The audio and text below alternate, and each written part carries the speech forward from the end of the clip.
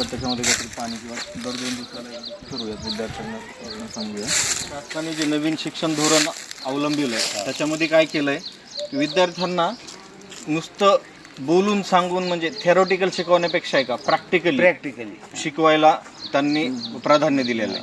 मग त्याच्यामुळं काय होतंय की आता प्रत्येक गोष्टी ज्याच्यामध्ये आता आपल्या शाळेमध्ये एक लॅब आहे बघा, अटल टिंकरिंग लॅब म्हणून.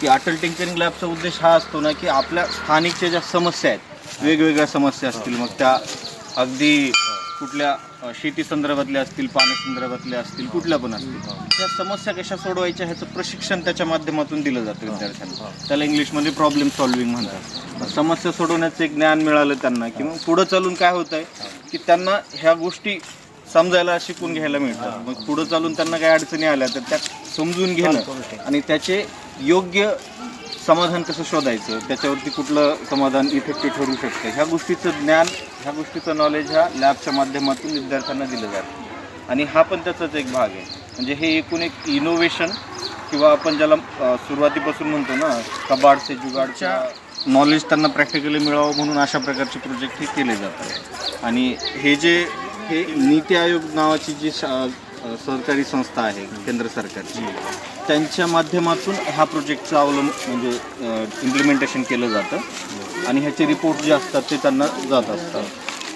तर ह्याच्यामध्ये काय केलं आहे आपण, ते गांडूळ आणलेले ते गांडूळ आपल्याला ह्याच्यामध्ये टाकायचे. तर तुमच्यापैकी बऱ्याच लोकांच्या हस्ते हे आपण करूया जेणेकरून ह्याच्यामध्ये तुमचा पण विद्यार्थ्यांसोबत एक इंटरॅक्शन झालं पाहिजे. नाहीतर काय होतं की आपण समजा शाळेत काहीतरी विद्यार्थी करतायत, घरी त्या विद्यार्थ्यांना माहिती सांगायला किंवा त्यांना ह्या गोष्टीचं महत्त्व सांगायला तुमच्यासारखे जर चांगले लोक मिळाले त्यांना, ज्यांनी प्रत्यक्ष शेतामध्ये कित्येक वर्ष काम केलंय, ह्या गोष्टीचं महत्त्व माहिती आपल्याला. पुन्हा आज आपण बघतोय की म्हणजे खत असेल किंवा औषधं असतील फवारण्याचे, हे अगदी विषयुक्त शेती होत आहे. पैसे भरपूर लागत आहेत. म्हणजे दरवर्षी खताचं प्रमाण किंवा औषधाचं प्रमाण आपल्याला वाढवावं लागतं.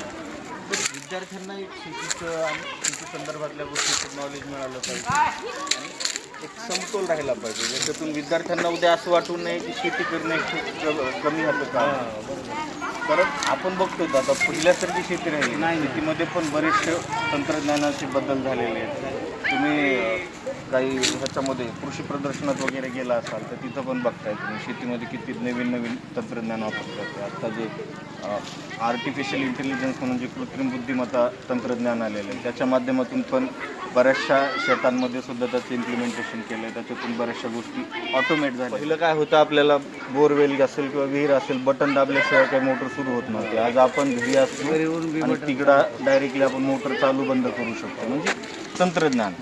विद्यार्थ्यांना ह्या गोष्टींचं नॉलेज मिळालं पाहिजे आणि विद्यार्थ्यांमध्ये ते एक जाणीव निर्माण झाली पाहिजे, हा उद्देश आहे. त्यामुळे आपण या गोष्टी करतो. हॅलो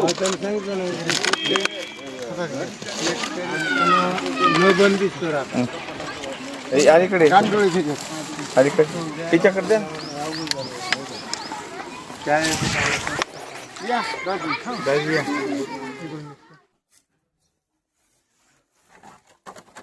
आहे चांगले बारीक.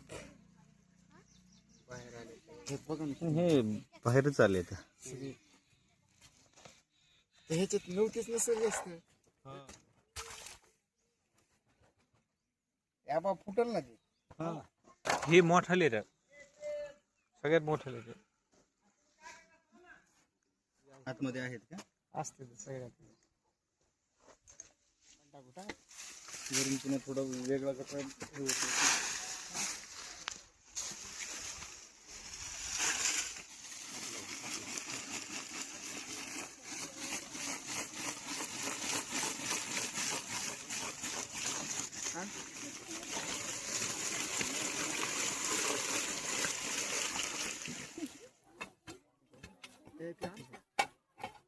मोकळं झालं झालं.